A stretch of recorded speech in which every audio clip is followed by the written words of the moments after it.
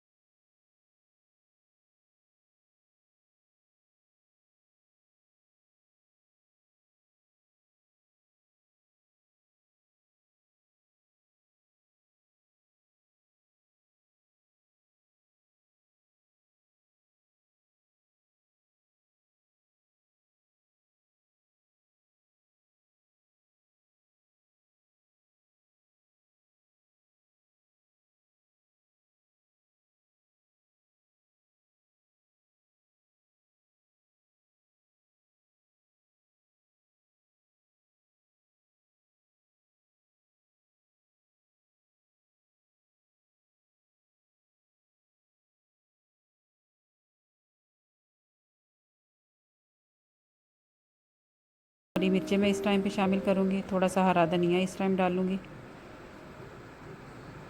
बहुत ही मज़ेदार है, इसको ज़रूर ट्राई करें। और इसकी ग्रेवी आप जितना चाहे रख सकते हैं। ये देखें, अब इसने घी छोड़ दी है।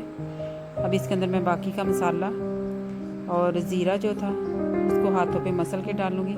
ये देखें, इस तरह लेके हाथों पे मसल के इसमें ज़ीरा शामिल कर दें और इसको नान रोटी के साथ गरम गरम सर्व करें। इस रेसिपी को ज़रूर ट्राई करें और मेरे चैनल को लाइक करें, शेयर करें, सब्सक्राइब करें। बेल आइकन को ज़रूर दबाएं ताकि आपको हर आने वाली नई वीडियो का नोटिफिकेशन मिल सके। अल्लाह हाफिज़।